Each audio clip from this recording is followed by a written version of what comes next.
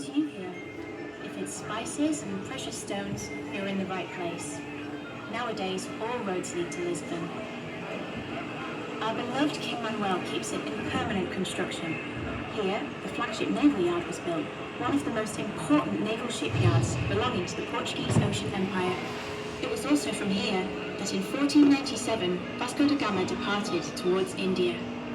To celebrate, the best architects and artists were recruited to build the famous Belém Tower that you just passed through. By this time, Lisbon was one of the most sumptuous cities in Europe.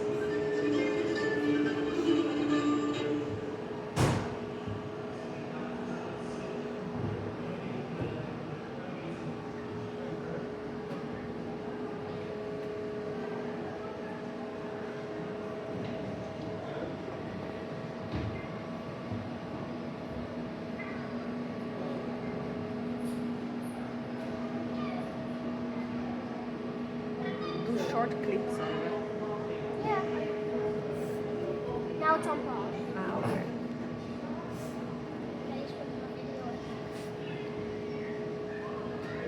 Where are we going, Captain?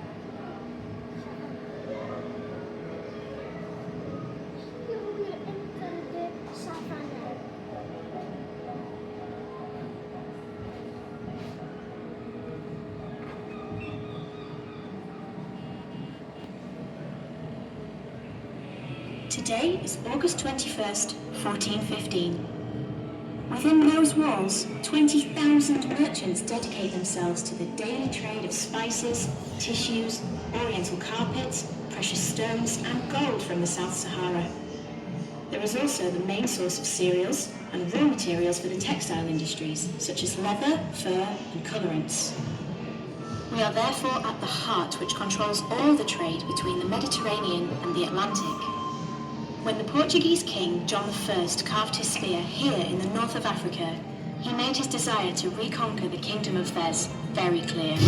Although it was true that the Portuguese excelled in their knowledge of Muslim lands, and therefore were able to increase their wealth and trade power, they weren't so lucky with their aim of spreading Christian faith, and encountered strong resistance from the highly Islamized African population.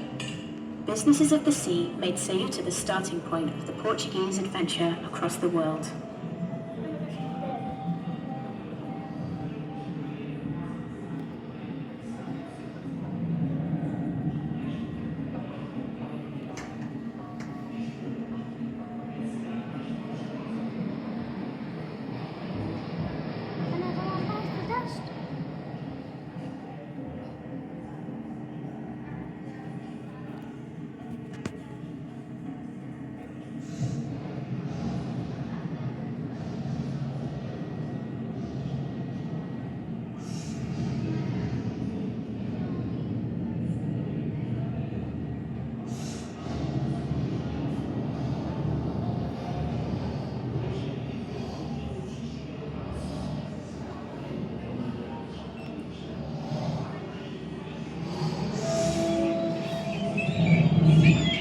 600 years ago, these far western lands were seen as the end of the world. Sailors refused to navigate beyond Cape Bojador. Many adventurers dared to face the Atlantic, but they never came back. Giant snakes were believed to rule the seas, and mythology was full of stories of lands inhabited by faceless men. An immense abyss awaited on the other side. Despite his failed attempts, Edward the Navigator never gave up, and in 1434, his trusty squire, Jill Ames, managed to reach the other side of the cape. Despite his failed attempts, Henry the Navigator never gave up, and in 1434, his trusty squire, Jill managed to reach the other side of the cape. It was then, however, that the Tenebris was revealed. There was another terribly rocky cape, the Cape of Storms, haunted by Adamastor, a hideous phantom of unearthly pallor.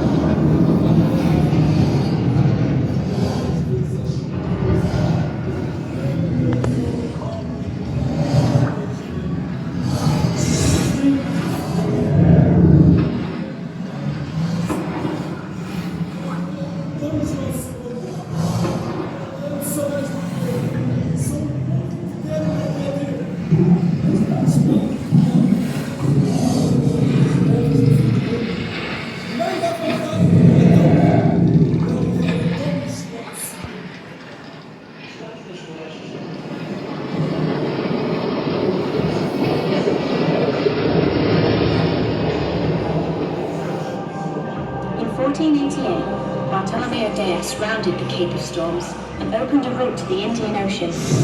However, 10 years were to pass before the trip that finally enabled the arrival to India. During that time, Portuguese discoverers explored the coast and the inland of Africa. They encountered people who were much more organized and skilled than they could have ever imagined, and saw things that had never been seen before. Throughout that period, in 1494, Portuguese and Spanish kingdoms led the greatest world division in history upon the signature of the Treaty of Tordesillas. This was also a time of huge naval innovations, such as the kits brought from Lisbon, which enabled the construction of a new ship in just 12 days. The square-rigged caravel appeared, allowing for a much greater military control. The Portuguese prepared to take Europe beyond the Mediterranean. Let us continue this adventure into the forest.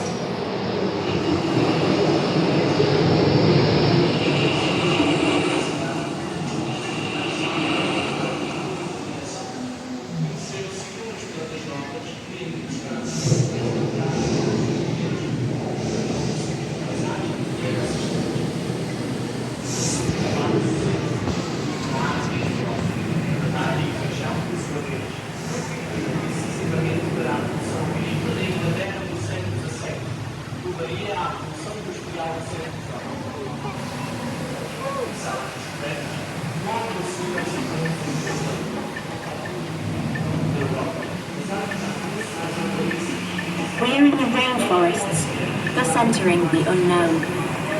These inland waterways were used by the Portuguese discoverers for organizing expeditions to find slaves and precious metals. These rivers also allowed for the movement of missionaries, settlers, and merchants.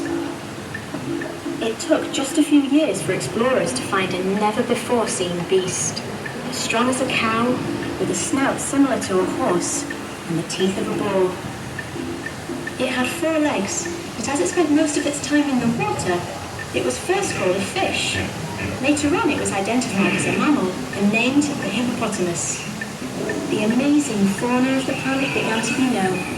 Flying fish, zebras, armadillos, sloths, penguins and rhinoceros were absolute novelties, as well as reptiles, monkeys, colourful birds, and different-sized but equally dangerous felines.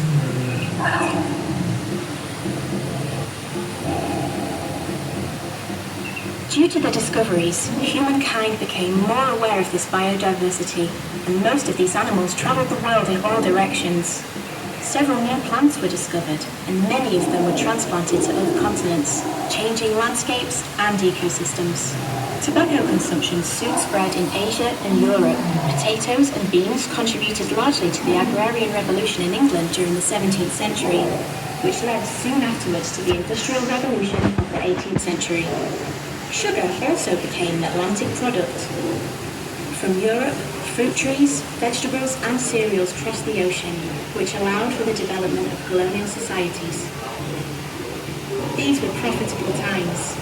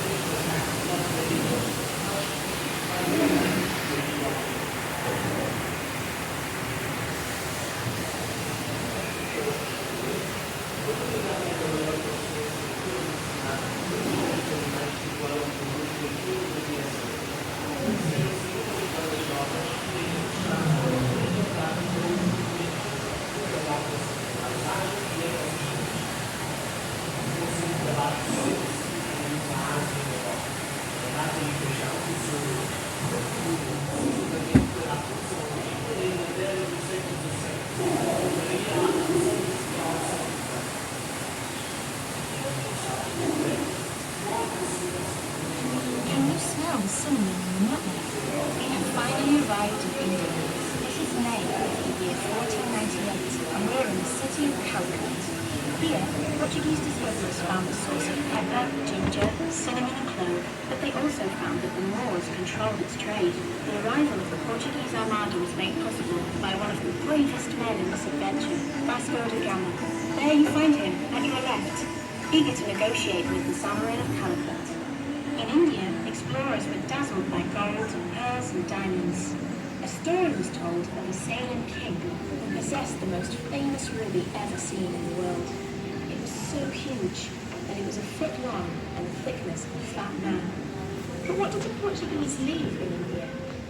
In Goa, they created the first Portuguese city, and there produced coins, built naval shipyards, and set up the first munitions factory. Secondary and university education were made possible, typography was introduced, and at the same time, the foundations of modern pharmacology were set.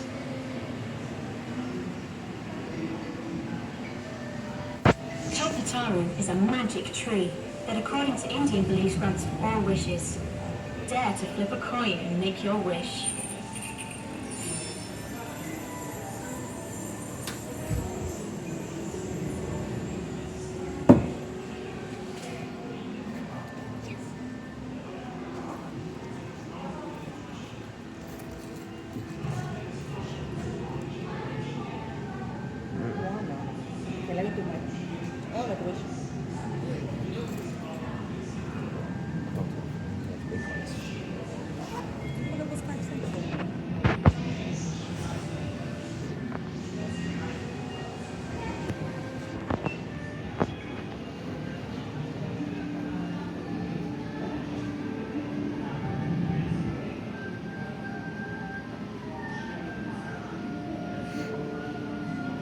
It was in 1515 that the Portuguese arrived in Timor, originally called Timor, which means east.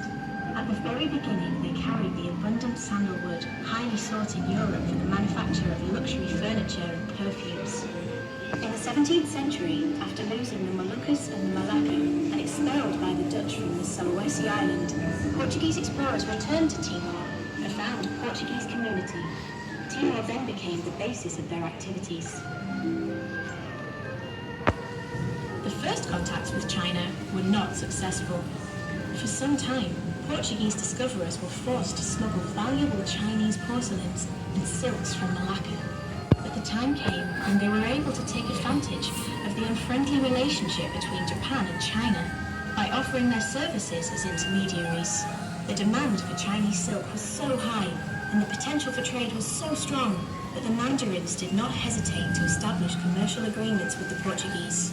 Trade with Japan then became protected by well-equipped government ships, and maritime piracy almost disappeared. As a reward, by 1553 the Portuguese kingdom was granted the everlasting lease of Macau. Through Macau, new goods were introduced in China. Portuguese traditional samosas led to the Chinese pancake. They also introduced sweet potato in the Chinese metropolis, which became the main food in the Guangdong province. From China, the Portuguese brought tea, which was later introduced in England by Catherine of Braganza when she married Charles II.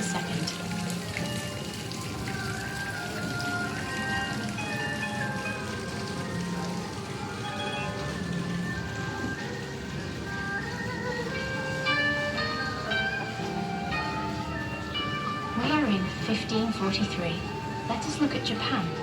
The adventure starts with a violent storm and a ship that was dragged into the coast.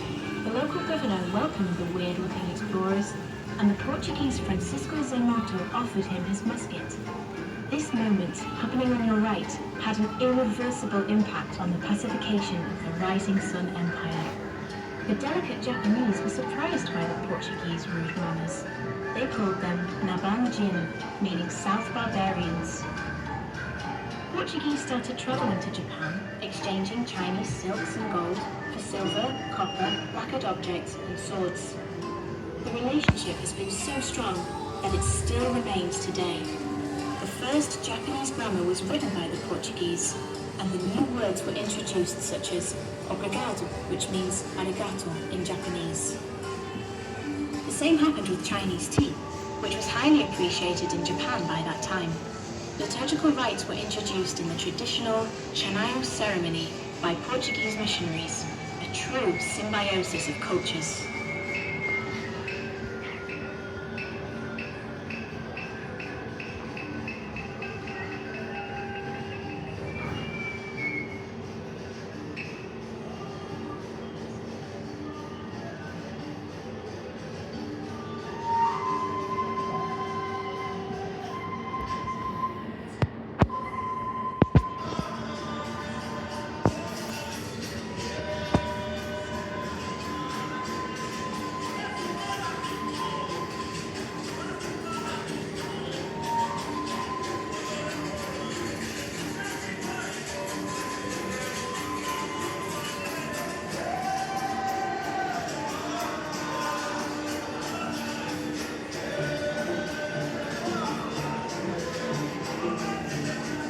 In April 1500, the Armada headed by Pedro Álvares Cabral found the land of Veracruz.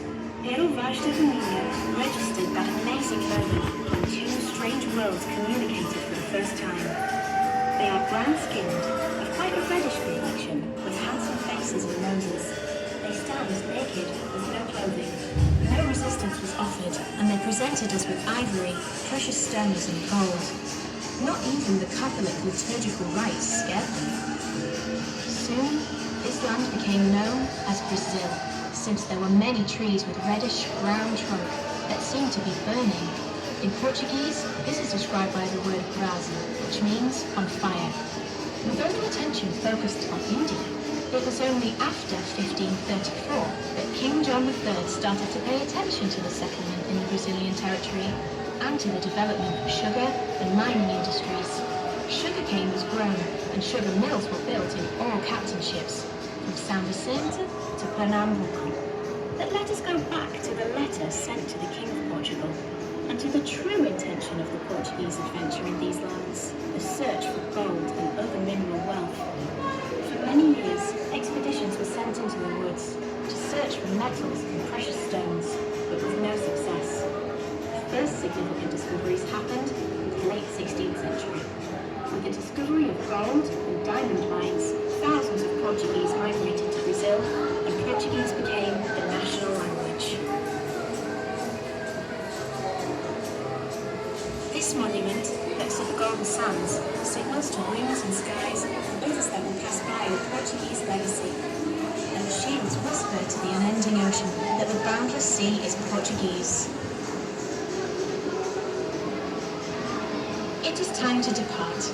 Don't forget your belongings, and let this be the starting point of a new journey of discovery.